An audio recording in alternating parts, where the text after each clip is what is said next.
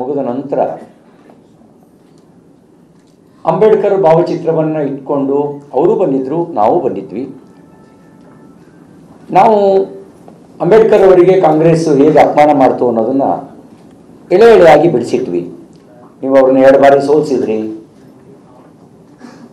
ಬದುಕಿದ್ದಾಗಲೂ ಅಪಮಾನ ಮಾಡಿದ್ರಿ, ಸತ್ತಾಗಲೂ ಅಪಮಾನ ಮಾಡಿದ್ರಿ ಅನ್ನುವ ಸಂಗತಿಯನ್ನು ಎಳೆ ಎಳೆಯಾಗಿ ಬಿಡಿಸಿಟ್ವಿ. ಒಮ್ಮೆ ಅಡ್ಜರ್ನ್ ಆಯಿತು, ಅವರು ಘೋಷಣೆಗೆ ಹೋಗ್ತಾಯಿದ್ರು, ನಾವು ಘೋಷಣೆಗೆ ಹೋಗ್ತಾ ಇದ್ವಿ. 2ನೇ ಬಾರಿ ಮತ್ತೆ ಸಭೆ ಸೇರಿದಾಗ ಅದೇ ಪುನರಾವರ್ತನೆ ಆಯಿತು, ಆಗಲೂ ಕೂಡ ಅಡ್ಜರ್ನ್ ಆಯಿತು. ಅದರ ನಂತರ ನಾನು ಅಂಬೇಡ್ಕರ್ ಅವರಿಗೆ ಕಾಂಗ್ರೆಸ್ ಪಾರ್ಟಿ ಹೇಗೆ ನಡ್ಕೊಂಡಿದೆ ಅಂತ ಮಾಧ್ಯಮಕ್ಕೆ ವಿವರಿಸಬೇಕು ಅಂತ ಮಾಧ್ಯಮ ಗೋಷ್ಠಿಗೆ ಬಂದೆ. ನಾನು ಹೊರಗಡೆಗೆ ಸುವರ್ಣ ಕಾರಿಡಾರ್ ವಿಧಾನಸೌಧದ ಪಶ್ಚಿಮ ದ್ವಾರದ ಮಾಧ್ಯಮ ಗೋಷ್ಠಿಗೆ ಬಂದು ಹೇಳಿದೆ. ಮಾಧ್ಯಮ ಗೋಷ್ಠಿ ಮುಗಿಸಿ ಹೋಗಬೇಕಾದ್ರೆ ಒಂದಿಬ್ಬರು ಪತ್ರಕರ್ತರು ಹೀಗೆ ಹೇಳ್ತಾ ಇದ್ದಾರೆ, ನಿಮ್ಮ ಮೇಲೆ ಅಶ್ಲೀಲ ಪದ ಬಳಸಿದ್ರಿ ಅಂತ ಆರೋಪ ಮಾಡ್ತಿದ್ದಾರೆ ಅಂತ ಹೇಳಿದರು. ನಾನು ಒಂದು ಮಾತನ್ನು ಹೇಳಲಿಕ್ಕೆ ಬಯಸ್ತೇನೆ. ನಾನು ಅವರು ಎದುರು ಸಿಕ್ಕಿದಾಗಲೂ ಕೂಡ ಗೌರವಯುತವಾಗಿ ಏನಕ್ಕ ಚೆನ್ನಾಗಿದ್ದೀರಾ ಅಂತಲೇ ಮಾತಾಡ್ಸಿದ್ದೀನಿ. ಏನು ಲಕ್ಷ್ಮಕ್ಕ ಇವತ್ತು ವಿಶೇಷವಾದ ಕಳೆ ಬಂದಿದೆ ಅಂತ ಆಗಾಗ ತಮಾಷೆ ಮಾಡಿದ್ದೀನಿ. ನಾನು ಅದನ್ನು ವಿವರಕ್ಕೆ ನಾನು ಹೋಗೋದಿಲ್ಲ, ಯಾಕೆಂದರೆ ಸಭಾಪತಿಗಳು ನಮ್ಮ ವಿಧಾನ ಪರಿಷತ್ತಿನ ಕಸ್ಟೋಡಿಯನ್ನು. ಅವರು ಹೇಳಿದ ಆರೋಪಕ್ಕೆ ಸಂಬಂಧಿಸಿದಂತೆ ಅವರು ರೂಲಿಂಗ್ ಕೊಟ್ಟಿದ್ದಾರೆ, ಮಾಧ್ಯಮಕ್ಕೂ ಹೇಳಿದ್ದಾರೆ. ಹಾಗಾಗಿ ನಾನು ಅದನ್ನು ಎಕ್ಸ್ಪ್ಲೈನ್ ಮಾಡಲಿಕ್ಕೆ ನಾನು ಹೋಗಲ್ಲ. ನಾನೇನು ಮಾತಾಡಿದೆ, ಅವರೇನು ಮಾತಾಡಿದೆ ಅನ್ನೋದು ಕೆಲವೊಮ್ಮೆ ದಾಖಲಾಗದೆ ಇರ್ಬೋದು. ಆದರೆ ಅಂತರಾತ್ಮ ಮತ್ತು ಪರಮಾತ್ಮನಿಗೆ ತಪ್ಪಿಸಿ ಯಾವುದೂ ನಡೆಯಲ್ಲ. ಎಲ್ಲ ಸಂಗತಿಗಳು ಕೂಡ ಅಂತರಾತ್ಮ ಮತ್ತು ಪರಮಾತ್ಮನಿಗೆ ಗೊತ್ತಾಗ್ತವೆ. ಹಾಗಾಗಿ ಅವರೇನು ಮಾತಾಡಿದ್ದಾರೆ, ನಾನೇನು ಮಾತಾಡಿದ್ದೀನಿ ಅನ್ನೋದನ್ನು ಸಭಾಧ್ಯಕ್ಷರು ಏನು ರೂಲಿಂಗ್ ಕೊಟ್ಟಿದ್ದಾರೆ, ಆ ರೂಲಿಂಗಿಗೆ ಸೀಮಿತಗೊಳಿಸಿ ಉಳಿದಿದ್ದನ್ನು ಸಭಾಧ್ಯಕ್ಷರು ರೂಲಿಂಗ್ನಲ್ಲೇ ಹೇಳಿದರು, ಅಂತರಾತ್ಮಕ್ಕೆ ಪ್ರಶ್ನೆ ಮಾಡಿಕೊಡಿ ಅಂಥೇಳಿ. ನನ್ನ ಅಂತರಾತ್ಮಕ್ಕೂ ನಾನು ಪ್ರಶ್ನಿಸ್ಕೊಂಡಿದ್ದೀನಿ. ನಾನು ಪ್ರತಿನಿತ್ಯ ನನ್ನನ್ನು ನಾನು ಪ್ರಶ್ನಿಸ್ಕೊಂಡು ಒಳ್ಳೆಯದನ್ನು ಮುಂದುವರಿಸ್ಕೊಂಡು ತಪ್ಪುಗಳನ್ನು ಬಿಡ್ತಾ ಹೋಗೋದು ನನ್ನ ಜೀವನದಲ್ಲಿ ನಾನು ಅಳವಡಿಸ್ಕೊಂಡಿರುವಂಥ ಸಂಗತಿ. ಹಾಗಾಗಿ ನಾನು ಅದನ್ನು ಹೆಚ್ಚು ಎಕ್ಸ್ಪ್ಲೈನ್ ಮಾಡಲಿಕ್ಕೆ ನಾನು ಹೋಗಲ್ಲ. ಅದರ ನಂತರ ನನಗೆ ಏನೇನು ನಡೀತು ಅನ್ನೋದನ್ನು ನಿಮಗೆ ಸಂಕ್ಷಿಪ್ತವಾಗಿ ಹೇಳಲಿಕ್ಕೆ ಬಯಸ್ತೀನಿ. ಏಕೆಂದರೆ 30 ಗಂಟೆಗಳ ವಿದ್ಯಮಾನವನ್ನು ಕೆಲವು ನಿಮಿಷಗಳಲ್ಲಿ ಹೇಳಬೇಕಾಗಿರೋ ಕಾರಣಕ್ಕೆ ಸಂಕ್ಷಿಪ್ತಗೊಳಿಸಿ ಹೇಳಲಿಕ್ಕೆ ಬಯಸ್ತೀನಿ. ನಾವು ನಗ್ನಗ್ತ ಕೊನೆಗೆ ಎಲ್ಲರೂ ಊಟಕ್ಕೆ ಹೋದ್ವಿ. ರವಿಕುಮಾರ್ ಅವರು, ಅರುಣ್, ಸಂಕನೂರವರು, ಕೇಶವ ಪ್ರಸಾದರು, ಇನ್ಯಾರಿದ್ರು ಊಟಕ್ಕೆ ಹೋದಾಗ? ರವಿ ಅವರೇ, ಕಿಶೋರ್ ಇದ್ರ? ಕಿಶೋರು. ನಾವು ಒಂದು 5-6 ಜನ ಊಟಕ್ಕೆ ಹೋದ್ವಿ. ಊಟ ಮುಗಿಸಿ ವಾಪಸ್ 3 ಗಂಟೆ ಸುಮಾರಿಗೆ ಬರಬೇಕಾದ್ರೆ ಸುವರ್ಣಸೌಧ ಪಶ್ಚಿಮ ಭಾರತದಲ್ಲಿ ನನ್ನ ಕಾರ್ ಇಳಿಯೋಕ್ಕೆ ಅಂತ ಹೊರಟಾಗ ಕಾರಿನ ಮೇಲೆ ಅಟ್ಯಾಕ್ ಮಾಡಿದ್ರು. ನಾನು ಯಾಕೆ ಅಟ್ಯಾಕ್ ಮಾಡ್ತಿದ್ದಾರೆ ಅಂತ ನನಗೆ ತಕ್ಷಣ ಗೊತ್ತಾಗಲಿಲ್ಲ, ಶಾಕ್ ಆಯಿತು ನನಗೆ. ಆಮೇಲೆ ಅಲ್ಲಿದ್ದಂಥ ಮಾರ್ಷಲ್ಲು ಮತ್ತು ಸಾರ್ವಜನಿಕರು ಅಟ್ಯಾಕ್ ಮಾಡೋಕ್ಕೆ ಬಂದವ್ರನ್ನ ದೂರ ತಳ್ಳಿ ನನ್ನನ್ನು ವಿಧಾನಸೌಧದ ಒಳಗೆ ಕರ್ಕೊಂಡು ಹೋದರು, ಸುವರ್ಣಸೌಧದೊಳಗೆ. ಆಮೇಲೆ ಗೊತ್ತಾಯಿತು, ಪುಂಖಾನುಪುಂಖವಾಗಿ ಒಂದಷ್ಟು ಪ್ರೆಸ್ ಮೀಟ್ ಮಾಡಿದ್ದಾರೆ, ಹೇಳಿದ್ದಾರೆ, ಅಪವಾದ ಹೊರಿಸಿದ್ದಾರೆ ಅಂತಕ್ಕಂಥ ವಿಷಯ ನನಗೆ ಆಮೇಲೆ ಗೊತ್ತಾಯಿತು. ನಾನು ಸಭಾಧ್ಯಕ್ಷರು ಕರೆದಾಗ ಏನು ನಡೆದಿದೆ ಹೇಳೋಣ ಅಂತ ಇದ್ದೆ. ಅವ್ರು ಕರೀದಲ್ಲೇ ನಾವು ಹೋಗಬಾರ್ದು ಅಂತ ನಾವೇನೂ ಹೋಗಲಿಲ್ಲ. ಭಯ ಇಲ್ಲದೆ ಇದ್ದಿದ್ದ ಕಾರಣಕ್ಕೆ ನನಗೇನು ತಲೆ ಕೆಡಿಸ್ಕೊಳ್ಳೋಕ್ಕೂ ಹೋಗಲಿಲ್ಲ. ಆರ್ ಅಶೋಕ್ ಅವರು ಕರೀತಾ ಇದ್ದಾರೆ ವಿಧಾನಸೌಧದ ಲಾಂಜ್ನಲ್ಲಿ ಅಂತ ಒಂದು ಚೀಟಿ ಬಂತು. ಅವ್ರನ್ನ ಮಾತಾಡ್ಸೋಣ ಅಂತ ಹೇಳಿ ನಾನು ಕಿಶೋರು MLC, ಪುತ್ತೂರು MLC ವಿಧಾನಸೌಧದ ಲಾಂಜಿಗೆ ಬಂದ್ವಿ. ಅವ್ರ ಹತ್ರ ಮಾತಾಡಿ ನಾನು ಕಾರಿಡಾರಿಂದ ಹೊರಗೆ ಬರಬೇಕಾದ್ರೆ ಆಮೇಲೆ ನಂಗೆ ಗೊತ್ತಾಯಿತು, ಒಂದು 3-4 ಜನ ಹಲ್ಲೆ ಮಾಡಲಿಕ್ಕೆ ಬಂದರು. ನೀನು ಕೊಲೆ ಮಾಡ್ತೀವಿ, ನಿನ್ನ ಹೆಣನ ಕಳಿಸ್ತೀವಿ, ನೀನು ಪೀಸ್ ಮಾಡಿ ಹಾಕ್ತೀವಿ, ನೀನು ಬೆಳಗಾಮಿಂದ ನಿನ್ನ ಹೆಣನೇ ಹೋಗೋದು ಅನ್ನುವ ಬೆದರಿಕೆ ಜೊತೆಗೆ ಹಲ್ಲೆ ಮಾಡಲಿಕ್ಕೆ ಬಂದರು. ಕಿಶೋರು ನನ್ನನ್ನು ತಡೆದು ಅದರಷ್ಟೊತ್ತಿಗೆ ಮಾರ್ಷಲ್ರು ಸಕ್ರಿಯ ಆಗಿ ಆ ಕಾರಿಡಾರ್ನ ಗೇಟ್ನ ಕ್ಲೋಸ್ ಮಾಡಿ ಕೊನೆಗೆ ಒಂದು 10 ನಿಮಿಷಕ್ಕೂ ಹೆಚ್ಚು ಕಾಲ ಅವ್ರು ಗೇಟ್ ಒದೆಯೋದು, ಅವ್ನ ಹೆಣ ಕಳಿಸ್ತೀವಿ ಬಿಡ್ರಿ ಅವನ್ನ ಅಂತ ಕೂಗಾಟ ಮಾಡೋದು ಎಲ್ಲ ನಡೀತು. ಕೊನೆಗೆ ಮಾರ್ಷಲ್ಗಳು ಅವ್ರನ್ನ ಕಸ್ಟಡಿಗೆ ತಗೊಂಡ್ರು ಅಂತ ಗೊತ್ತಾಯಿತು. ನಾನು ಧರಣಿ ಕೂತ್ಕೊಂಡೆ ಅಲ್ಲೇ. ನನ್ನ ಜೊತೆಗೆ ಅವಾಗ ಉಪಮುಖ್ಯಮಂತ್ರಿ ಮಾಜಿ ಉಪಮುಖ್ಯಮಂತ್ರಿ ಅಶ್ವಥ್ ನಾರಾಯಣ್ ಅವರು ಬಂದು ಕೂತ್ಕೊಂಡ್ರು. ಹಿಂದ್ಗಡೆ ಇನ್ಯಾರಿದ್ರು ಅಂತ ನಾನು ಗಮನಿಸಲಿಲ್ಲ. ಬಹುಶಃ ಚನ್ನಬಸಪ್ಪ ಇದ್ದರು, ಕಿಶೋರ್ ಇದ್ದರು, ಕೂತ್ಕೊಂಡ್ವಿ. ಆಮೇಲೆ ಸಭಾಪತಿಗಳು ಕರೀತಾ ಇದ್ದಾರೆ. ಅಷ್ಟೊತ್ತಿಗೆ ಇವರು ಹೇಳಿದರು, ಸರ್ ಸಭಾಪತಿಗಳಿಗೆ ದೂರು ಕೊಟ್ಬಿಡಿ, ಕರೀತಾ ಇದ್ದಾರಲ್ಲ ಅಂತೇಳಿ ಹೇಳಿದರು. ನಾವು ಸಭಾಪತಿಗಳನ್ನು ಕರೀತಾ ಇದ್ದಾರೆ ಅಂತ ಭೇಟಿ ಮಾಡಲಿಕ್ಕೆ ಹೋದೆ. ಸಭಾಪತಿಗಳಿಗೆ ಎಲ್ಲವನ್ನು ಎಕ್ಸ್ಪ್ಲೈನ್ ಮಾಡಿದ್ವಿ. ಒಂದು ರೈಟಿಂಗಲ್ಲಿ ಕೊಡಿ ಅಂತ ಹೇಳಿದರು. ರೈಟಿಂಗ್ನಲ್ಲೂ ಕೂಡ ಕಂಪ್ಲೇಂಟ್ನ ಕೊಟ್ವಿ. ಒಂದು ಸುವರ್ಣಸೌಧದ ಮೆಟ್ಟಿಲಿನ ಮೇಲೆ ನನ್ನ ಮೇಲೆ ಹಲ್ಲೆ ನಡೆಸುವಂಥ ಕೆಲಸ ಮಾಡಿದ್ದು, ಅದಕ್ಕೆ ಸಂಕನೂರವರು ದೂರು ಕೊಟ್ಟರು. ಅರುಣ್ ಅವರು, BS ಅರುಣ್ ಅವರು, ಶಂಕನೂರವರು ದೂರು ಕೊಟ್ಟರು. ಕಿಶೋರ್ ಅವರು ವಿಧಾನಮಂಡಲದ ಮೊಗಸಾಲೆಯಲ್ಲಿ ಹಲ್ಲೆ ಮಾಡೋಕ್ಕೆ ಬಂದಿದ್ದಕ್ಕೆ ಸಂಬಂಧಪಟ್ಟಂತೆ ದೂರು ಕೊಟ್ಟರು. ಈ ದೂರುಗಳನ್ನು ಕೊಟ್ವಿ. ಆಮೇಲೆ ಇವರೊಂದು ಲಕ್ಷ್ಮೀ ಹೆಬ್ಬಾಳ್ಕರ್ ಅವರು ನಿಮಗೊಂದು ದೂರು ಸಲ್ಲಿಸಿದ್ದಾರೆ ಅಂತ ಹೇಳಿದರು. ನಾನು ಅವಾಗ ಅವರಿಗೆ ಎಕ್ಸ್ಪ್ಲೇನ್ ಮಾಡಿದೆ ನಡೆದಿದ್ದೇನು ಅನ್ನೋದನ್ನು. ಕೊನೆಗೆ ಅವ್ರು ಹೇಳಿದರು, ನಾನು ಎಲ್ಲ ದಾಖಲೆಗಳನ್ನೆಲ್ಲ ಪರಿಶೀಲನೆ ಮಾಡಿದಪ್ಪ, ಆ ಥರದ್ದೇನು ಕಾಣಲಿಲ್ಲ, ಅವರಿಗೂ ತೋರಿಸಿದ್ದೀನಿ, ನೀನು ಕೊಡು, ಏನು ಸಮಜಾಯಿಸಿ ಕೊಡ್ತೀಯ ಕೊಡು, ನಾನು ಅದನ್ನು ಅವರಿಗೆ ಎಕ್ಸ್ಪ್ಲೈನ್ ಮಾಡ್ತೀನಿ ಅಂತ ಹೇಳಿದರು. ನಾನು ಸಮಜಾಯಿಸಿಯನ್ನು ರೈಟಿಂಗ್ನಲ್ಲೇ ಕೊಟ್ಟೆ. ಅಲ್ಲಿ ನಡೆದಿದ್ದ ಘಟನೆಗಳಿಗೆ ಸಂಬಂಧಪಟ್ಟಂತೆ ಏನು ನಡೀತು ಅನ್ನೋದನ್ನು ಎಕ್ಸ್ಪ್ಲೈನ್ ಮಾಡಿ ಕೊಟ್ಟೆ. ಸುಮಾರು 5 ಗಂಟೆ 25-30 ನಿಮಿಷ ಇರ್ಬೋದು. ಮತ್ತೆ ಬೆಲ್ ಆಯಿತು. ಅವರು ರೂಲಿಂಗನ್ನು ಹೇಳಿ ಜನಗಣಮನದ ನಂತರ ಅನಿರ್ದಿಷ್ಟಾವಧಿಗೆ ಸಭೆಯನ್ನು ಮುಂದೂಡಿದರು.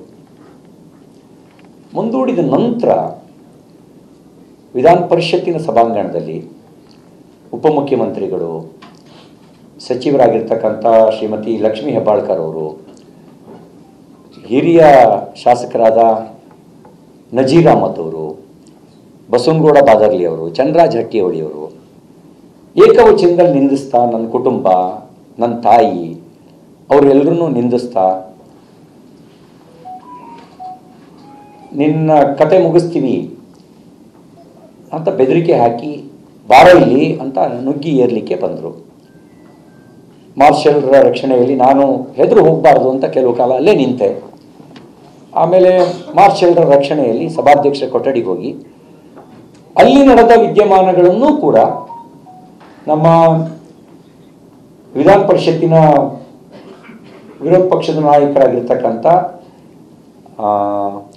ಚಲವಾದಿ ನಾರಾಯಣ ಸ್ವಾಮಿಯವರು ಮತ್ತು ಉಪನಾಯಕರಾದ ಸುನೀಲ್ ವಲ್ಲಾಪರೆ ಅವರು, ಉಳಿದೆಲ್ಲ ವಿಧಾನ ಪರಿಷತ್ತಿನ ಭಾಜಪದ ಸದಸ್ಯರು ರೈಟಿಂಗ್ನಲ್ಲಿ ದೂರು ಕೊಟ್ವಿ.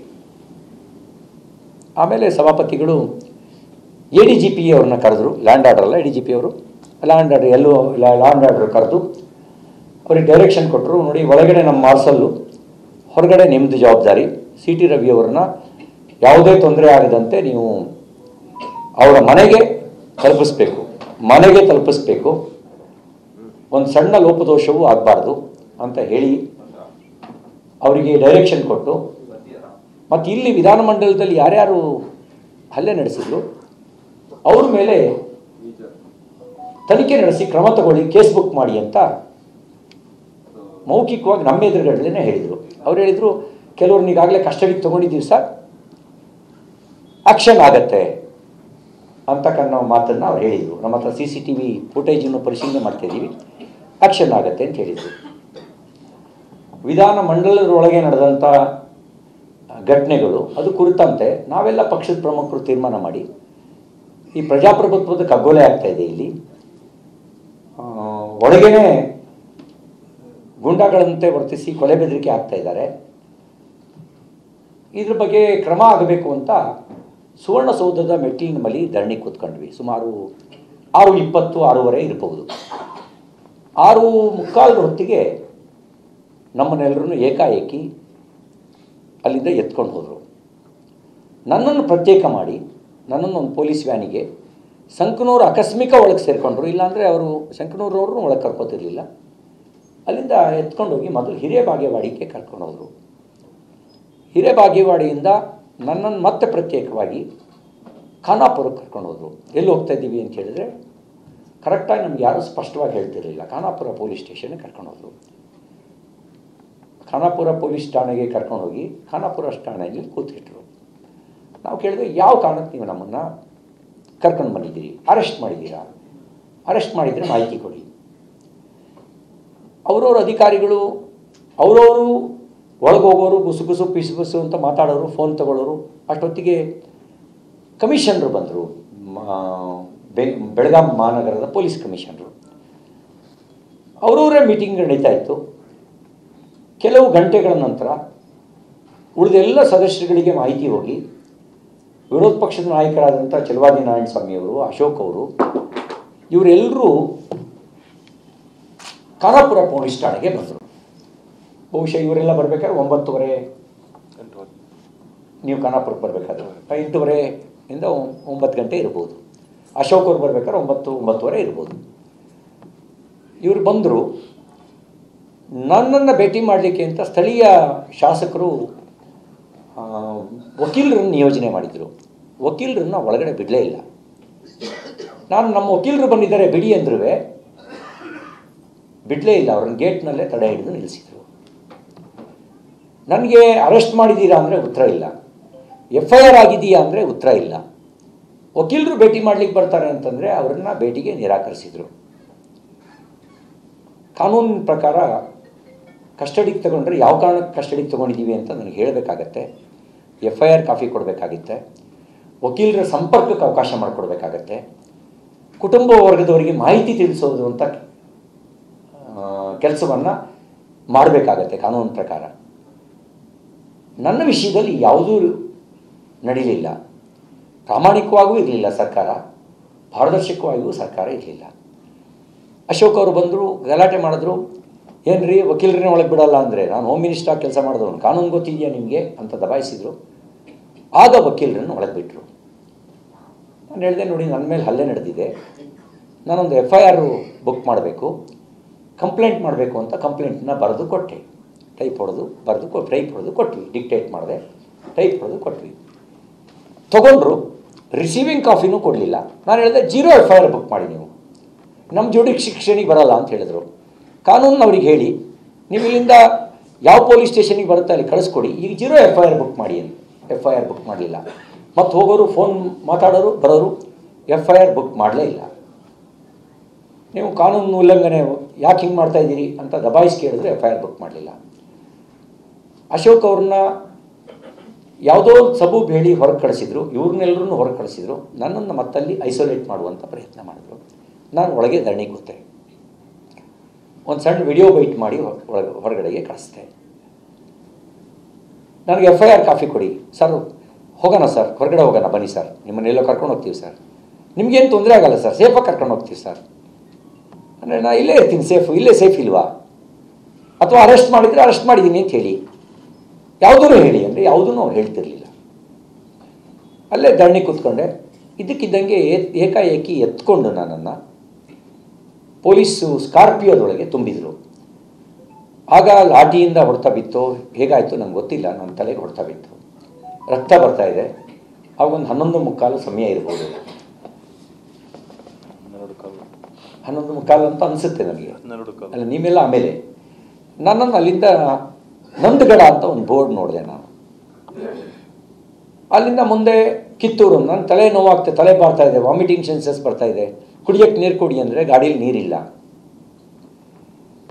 ನನಗೆ ತಲೆ ಸುತ್ತಾ ಇದೆ, ವಾಮಿಟಿಂಗ್ ಸೆನ್ಸಸ್ ಬರ್ತಾ ಇದೆ ಅಂತ ಹೇಳಿದ್ರೆ ಆ ಕಡೆ ಈ ಕಡೆ ಕೂತ್ಕೊಳ್ತಾರೆ, ಫೋನ್ನಲ್ಲಿ ಮಾತಾಡ್ತಾರೆ. ಆಮೇಲೆ ಅಲ್ಲಿಂದ ಏನೋ ಡೈರೆಕ್ಷನ್ ಬರುತ್ತೆ ಕಿತ್ತೂರು ಕಡೆಗೆ ಅಂತ ಹೇಳಿ ಕಿತ್ತೂರು ಕಡೆಗೆ ತಗೊಂಡ್ರು. ಆಮೇಲೆ ಮತ್ತೆ ಅಲ್ಲಿಂದ ಕಿತ್ತೂರಿನಿಂದ ಒಳಗೆ ಎಲ್ಲೇ ಯಾವುದೋ ಗೊತ್ತಿಲ್ಲ, ಗಲ್ಲಿ ರಸ್ತೆ ಒಳಗೆ ತೊಗೊಂಡೋದ್ರು, ಕಿತ್ತೂರು ಒಳಗಡೆ. ನನಗೆ ಎಲ್ಲಿ ಅಂತ ಗೊತ್ತಾಗಲಿಲ್ಲ. ಹಿಂದ್ಗಡೆ ಬರ್ತಾ ಇದ್ದಂಥ ಮಾಧ್ಯಮದ ವೆಹಿಕಲ್ಗಳಿಗೆ ಮತ್ತು ನನ್ನ PA ಅವನು ನನ್ನ ಕಾರ್ನಲ್ಲಿ ಎಲ್ಲಿಗೋ ಕರ್ಕೊಂಡು ಹೋಗ್ತಾ ಇದ್ದಾರೆ ಅಂತ ಹಿಂದ್ಗಡೆ ಬರ್ತಾ ಇದ್ದ, ನನ್ನೊಬ್ಬನೇ. ಅವ್ರಿಗೂ ಬ್ಯಾರಿಕೇಡ್ ಹಾಕಿ ತಡೆದ್ರು. ಆ ವೆಹಿಕಲ್ಲು ಡಿಸ್ಕನೆಕ್ಟ್ ಆಯಿತು, ಅವರಿಗೆ ನಮಗೂ ಸಂಪರ್ಕ. ಇವರೇ ಫೋನಲ್ಲಿ ಯಾವ್ದಾದ್ರು ವೆಹಿಕಲ್ ಬರ್ತಿದೆಯಾ ಅಂತ ಫೋನಲ್ಲಿ ಮಾತಾಡೋದು, ಆಮೇಲೆ ಬರ್ತಿದ್ರೆ ಇವ್ರು ಡೈರೆಕ್ಷನ್ ಕೊಡೋದು, ಬ್ಲಾಕ್ ಮಾಡಿ ಅಂತ ಹೇಳೋದು ಕೇಳ್ತಾ ಇತ್ತು. ನನಗೆ ತಲೆ ನೋವು, ತಲೆಭಾರ, ಇದ್ರ ನಡುವೆ ಹಿಂಗೆ ಎಲ್ಲಿಗೆ ಕರ್ಕೊಂಡು ಹೋಗ್ತಾ ಇದ್ದೀರಿ, ಏನು ಮಾಡೋಕ್ಕೆ ಹೊಟ್ಟಿದ್ದೀರಿ ನನ್ನನ್ನು ಅಂತ ಕೇಳಿದೆ. ಅವರು ಮೌನವಾಗಿರ್ತರು, ಏನು ಹೇಳ್ತಿರಲಿಲ್ಲ. ಎಲ್ಲಿಗೆ ಕರ್ಕೊಂಡು ಹೋಗ್ತಾ ಇದ್ದೀರಿ? ಬೆಳಗಾಂ ಕಡೆಗೆ ಅಂದರು, ಸಿಟಿಗೆ ಅಂತ. ನಾನು ಬೆಳಗಾಂ ಕಡೆ ಕರ್ಕೊಂಡು ಹೋಗ್ತಾ ಇದ್ದಾರೇನೋ ಅಂತ ಅಂದ್ಕೊಂಡು ನಾನು ಸುಮ್ಮನಾದೆ. ನೋಡ್ತೀನಿ ಹೈಕೋರ್ಟ್, ಧಾರವಾಡದ ಹೈಕೋರ್ಟ್ ಕಾಣ್ತು. ನೀವು ಸುಳ್ಳು ಹೇಳ್ತಾ ಇದ್ದೀರಿ, ನನಗೆ ಧಾರವಾಡದ ಕಡೆ ಕರ್ಕೊಂಡು ಹೋಗ್ತಾ ಇದ್ದೀರಿ. ಏನೋ ಹೈಕೋರ್ಟ್ ಕಟ್ಟಡ ನಾನು ನೋಡಿದೆ, ಧಾರವಾಡದ ಹೈಕೋರ್ಟ್ ಕಟ್ಟಡ. ಧಾರವಾಡ ಕಡೆ ಕರ್ಕೊಂಡು ಹೋಗ್ತೀವಿ, ಎಲ್ಲಿ ಕರ್ಕೊಂಡು ಹೋಗ್ತಾ ಇದ್ದೀರಿ ಮತ್ತು ಉತ್ತರ ಇಲ್ಲ. ಆಮೇಲೆ ಅಲ್ಲಿಂದ ಮತ್ತೆ ನಾನು ನೀವು ನಿಲ್ಲಿಸಿ ಗಾಡಿನ ನಾನು ಅರೆಸ್ಟ್ ಮಾಡಿದ್ದೀನಿ ಅಂತ ಹೇಳಿ. ಯಾವ ಕಾರಣಕ್ಕೆ ಅರೆಸ್ಟ್ ಮಾಡಿದ್ದೀನಿ ಅಂತ ಹೇಳಿ. ಇಲ್ಲ, ನಾನು ಇಳಿತೀನಿ ಅಂತ ಡೋರ್ ತೆಗೆಯಕ್ಕೆ ಹೋದೆ ಫೋರ್ಸಾಗಿ. ಆಗ ಅವ್ರುಗಳು ಬಲವಾಗಿ ಹಿಡ್ಕೊಂಡ್ರು. ನೋಡಿ, ಇಲ್ಲಿ ಮಾರ್ಕು, ಇದು 3ನೇ ದಿನ ಮಾರ್ಕ್ ಹಾಗೆ ಇದೆ. ಈ ಥರದ ಮಾರ್ಕು ನನ್ನ ಬೆನ್ನಲ್ಲಿ 3-4 ಕಡೆಗಳಿದೆ, ಹೊಟ್ಟೆ ಮತ್ತು ಬೆನ್ನಲ್ಲಿದೆ. ಅವರು ಕಂದಿದ ಮಾರ್ಕು, ಮೂಗೇಟು ಅಂತೇನು ಹೇಳ್ತೀವಿ, ಆ ಥರದ ಮೂಗೇಟುಗಳು, ಗರಗು. ನಾನು ಆವಾಗ ನನ್ನ ಹೆಂಡತಿಗೆ ಲೈವ್ ಲೊಕೇಶನ್ ಹಾಕಿದೆ. ಅವಳದಾಗ ಫೋನ್ ಬಂದಾಗ ಕೇಳಿದ್ದು, ಏನು ಎಂಥದ್ದು. ಅವರಿಗೆ ತಲೆಗೆ ಗಾಯ ಅನ್ನೋದು ಮಾಧ್ಯಮದಲ್ಲಿ ನೋಡಿದ್ದಾಳೆ, TV ನಲ್ಲಿ. ಗಾಬರಿಯಾಗಿ ಫೋನ್ ಮಾಡಿದ್ಲು, ತನಗೇನು ಪೆಟ್ಟು ಬಿದ್ದಿದೆ ಅಂತಲ್ಲ, ಏನಾಯಿತು ಅಂತ. ಗಾಬರಿ ಪಡಬೇಡ ಅಂತೇಳಿ ಅವಳಿಗೆ ಏನು ಸಮಾಧಾನ ಮಾಡಬೇಕು ಸಮಾಧಾನ ಮಾಡಿದೆ. ನೀವೆಲ್ಲಿ ಹೋಗ್ತೀರಿ ಗೊತ್ತಿಲ್ಲ, ನನಗೊಂದು ಲೊಕೇಶನ್ ಹಾಕಿ ಅಂತ ಹೇಳಿದ್ಲು. ನಾನೊಂದು ಲೈವ್ ಲೊಕೇಶನ್ ಹಾಕಿದೆ. ಲೈವ್ ಲೊಕೇಶನ್ ಹಾಕಿ ಗರಗ್ಗಿಂದ ನೋಡ್ತಾ ಇದ್ದೆ ಸೌದತ್ತಿಯಿಂದ ರಾಮದುರ್ಗ ಯಾದವಾಡು, ಅಲ್ಲೇ ಮತ್ತೆ ಇಲ್ಲೋ ತಗೊಂಡೋದ್ರು. ಗದ್ದೆಗಳ ನಡುವೆ ತಗೊಂಡೋದ್ರು. ಗದ್ದೆನಲ್ಲಿ ಟ್ರಾಕ್ಟ್ರಿ ಗಾಡಿ ಇರ್ತಾವಲ್ಲ, ರೋಡ್ ಇರ್ತಾವಲ್ಲ, ಕಬ್ಬಿನ ಗದ್ದೆಗಳ ನಡುವೆ ತಗೊಂಡೋಗಿ ನಿಲ್ಲಿಸಿದ್ರು. ಹಿಂದ್ಗಡೆ ಒಂದು ಪೊಲೀಸ್ ಜೀಪು, ಮುಂದ್ಗಡೆ ಒಂದು ಪೊಲೀಸ್ ಜೀಪು. ಒಟ್ಟು 6-8 ಜನ ಪೊಲೀಸರು, ಯಾರೂ ಜನ ಇಲ್ಲ, ನಿಗೂಢವಾದ ಜಾಗ. ಇಳಿದು ಹೋಗಿ ಯಾರ ಜೊತೆಲೋ ಮಾತಾಡಿದ್ರು. ಅಷ್ಟೊತ್ತಿಗೆ ಮಾಧ್ಯಮದವರಲ್ಲಿ ಬಂದರು. ಮಾಧ್ಯಮದಲ್ಲಿ ಬರ್ತಿದ್ದಂಗೆ ಮೀಡಿಯಾ ಬಂದು ಇವರಿಗೆ ಅವ್ರ ಭಾಷೆಯಲ್ಲಿ ಅವ್ರು ಮಾತಾಡಿದ್ರು. ಈ ನನ್ನ ಮಕ್ಕಳಿಗೆಲ್ಲ ಹೆಂಗೋ ಗೊತ್ತಾಯಿತು, ಅಲ್ಲಿ ಬ್ಲಾಕ್ ಮಾಡೋಕೆ ಹೇಳಿದ್ವಲ್ಲನೋ, ಯಾಕೆ ಹೆಂಗೋ ಬಂದರು ಅಂತ ಇನ್ನೊಬ್ರಿಗೆ ಗದರಿಸಿದ್ರು. ಹೇಳು ಎಲ್ಲ ಮೆಸೇಜ್ ಕೊಟ್ಬಿಡು, ಯಾರೋ ಬರೋದು ಬೇಡ, ಎಲ್ಲ ಬ್ಲಾಕ್ ಮಾಡಿ ಅಂಥೇಳಿ. ನಾನು ಅವಾಗ ಗಾಬರಿಯಾಗಿ ಆ ಮಾಧ್ಯಮದವ್ರ ಎದುರುಗಡೆ, ನೋಡಿ ನನ್ನೇನೋ ಮಾಡೋಕ್ಕೆ ಕೊಟ್ಟಿದ್ದಾರೆ, ಇವರು ನಡೆ ನಿಗೂಢವಾಗಿದೆ ಅಂತ ಅವರಿಗೆ ಒಂದು ಸಾರ್ವಜನಿಕರಿಗೆ ಒಂದು ಸಂದೇಶ ಹೋಗಲಿ ಅಂತ ಅವ್ರಿಗೆ ನಾನು ಹೇಳಿದೆ. ಆಮೇಲೆ ಅಲ್ಲಿಂದ ಮತ್ತೆ ಇನ್ನೆಲ್ಲಿಗೋ ಕರ್ಕೊಂಡೋದ್ರು, ರಾಮದುರ್ಗ. ನಾನು ಹೇಳಿದೆ, ನನ್ನ ತಲೆ ನೋವ್ತಾ ಇದೆ, ನನಗೆ ತಲೆ ಭಾರ ಆಗ್ತಾಯಿದ್ದೀವಿ, ವಾಶ್ರೂಮಿಗೆ ಹೋಗಬೇಕು ಅನ್ನೋ ನಿಲ್ಲಿಸಲಿಲ್ಲ. ಕೊನೆಗೆ DYSP ಆಫೀಸ್ ಅಂತ ಕರ್ಕೊಂಡೋದ್ರು. ಅಲ್ಲಿಗೆ ಕೇಶವ ಪ್ರಸಾದ್ ಬಂದು ಸೇರಿಕೊಂಡ್ರು DYSP ಆಫೀಸಿಗೆ. ಅವ್ರು ಹಿಂದ್ಗಡೆ ಎಲ್ಲೋ ಬೆನ್ನು ಹತ್ತಿ ಬಂದಿದ್ದಾರೆ. ಕೇಶವ ಪ್ರಸಾದ್ ಬಂದು ಸೇರಿಕೊಂಡ್ರು. ಅವ್ರು ಜೋರು ಮಾಡಿರಿ, ಏನು ತಿಳ್ಕೊಂಡಿದ್ದೀರಿ ನೀವು ಶಾಸಕರು ನಿಮ್ಗೆ ನಡೆಸ್ಕೊಳ್ಳೋ ರೀತಿನ ನಿಮ್ಮದು ಅನುಭವಿಸ್ಬೇಕಾಗತ್ತೆ, ನೀವು ಯಾರ್ದೋ ಚೇಲಾಗಳಂತೆ ವರ್ತನೆ ಮಾಡ್ತಾಯಿದ್ದೀರಿ ನೀವು. ವಾಶ್ರೂಮು ಎಷ್ಟು ಕೆಟ್ಟದಾಗಿತ್ತು ಅಂತ ನಾನು ಹೇಳೋಕ್ಕಾಗಲ್ಲ, ಅದು ನನಗೆ ಅನಿವಾರ್ಯತೆ ಇತ್ತು, ಅದನ್ನ ಉಪಯೋಗಿಸ್ದೆ. ಅಲ್ಲಿ ಕನ್ನಡಿಯಲ್ಲಿ ನೋಡಿದಾಗ ನನಗೆ ಗೊತ್ತಾಗಿದ್ದು, ರಕ್ತ ಇಳಿದು ಮುಖದಲ್ಲಿ ಗಡ್ಡ ಮೀಸೆಲೆಲ್ಲ ಅಂಟ್ಕೊಂಡ್ಬಿಟ್ಟಿತ್ತು ತಲೆಯಲ್ಲಿ. ನಾನು ಅದನ್ನು ಗಮನಿಸಿರಲಿಲ್ಲ, ನನಗದು ಉದ್ವೇಗದಲ್ಲಿ ಗೊತ್ತೂ ಆಗಿರಲಿಲ್ಲ ನನಗೆ.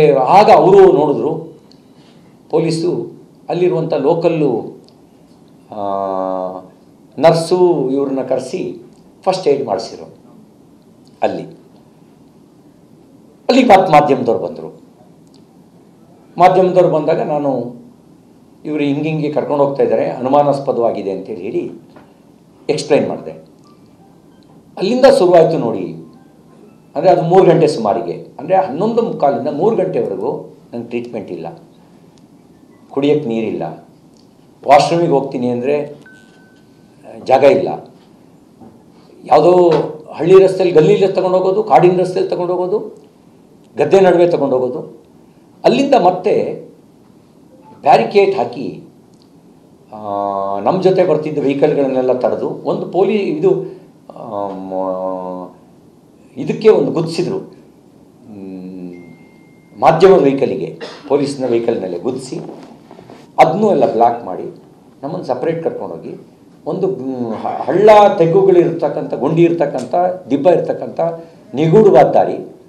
ಕೊನೆಗೆ ಅದು ಹೋಗಿ ನಿಂತಿದ್ದು ಒಂದು ಸ್ಟೋನ್ ಕ್ರಷರಿಗೆ, ಡೆಡ್ ಎಂಡು, ಏನೂ ಕಾಣ್ತಾ ಇಲ್ಲ. ನಾನು ಚೀರಾಡಕ್ಕೆ ಶುರುವಾದೆ.